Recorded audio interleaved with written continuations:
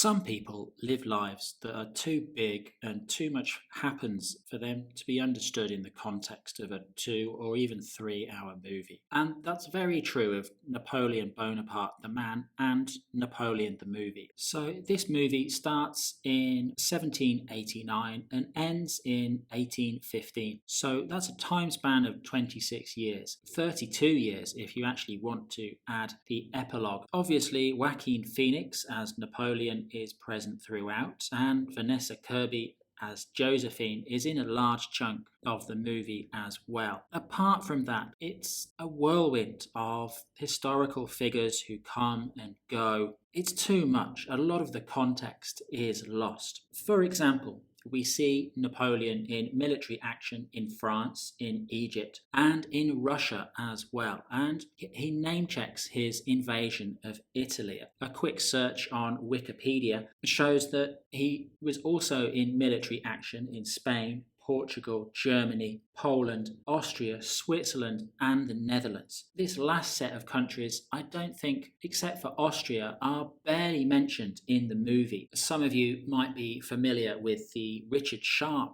books and TV shows by Bernard Cornwell, a series of 20-odd books, most of which are set in the Napoleonic Wars, most of those purely in Spain and Portugal. So the idea of dealing with Napoleon, with the man himself, with everything he did in 3 hours is just, as I've already said, it's just too much. Joaquin Phoenix is very good. He gives a lot of charm. He also shows the monstrous side as well, in a far more subtle way than his portrayal of Commodus in Gladiator. You do have some sympathy for him.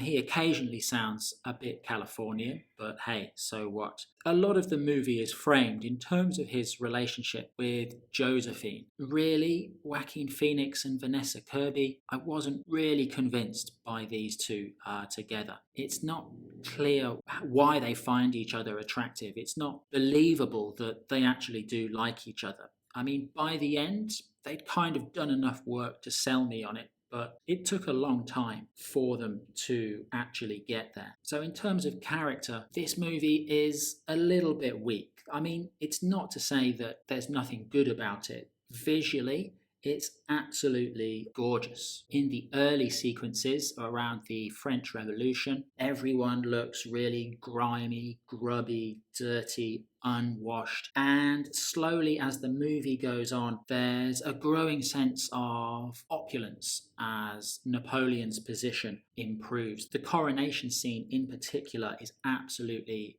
gorgeous, copying the painting the coronation of Napoleon. So this kind of neoclassical Roman style, Julius Caesar kind of way in which Napoleon was portrayed. And the battle sequences as well. It looks as though no money was spared in terms of bringing 18th and 19th century Europe to life. But then again, the battle sequences are another kind of mixed bag.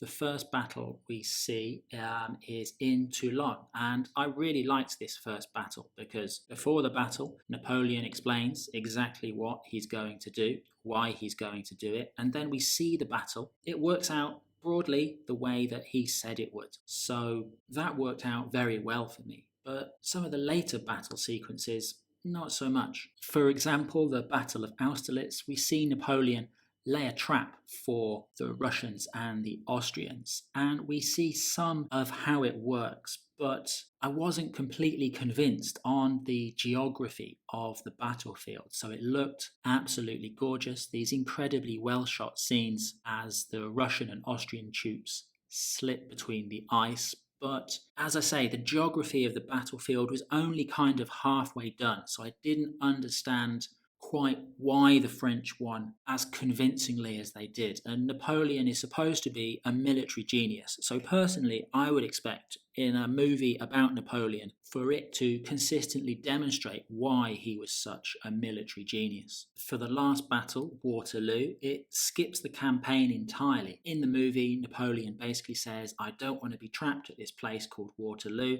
And suddenly, in this next scene, he's trapped at Waterloo.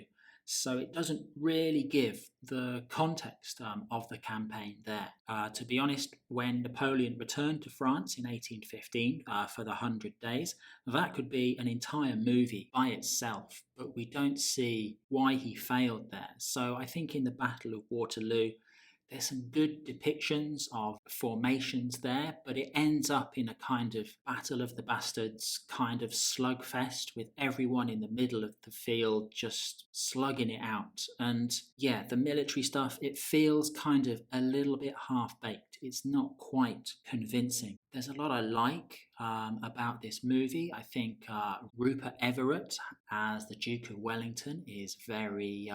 He seems to be really enjoying himself in the role, and that comes across very positively on screen.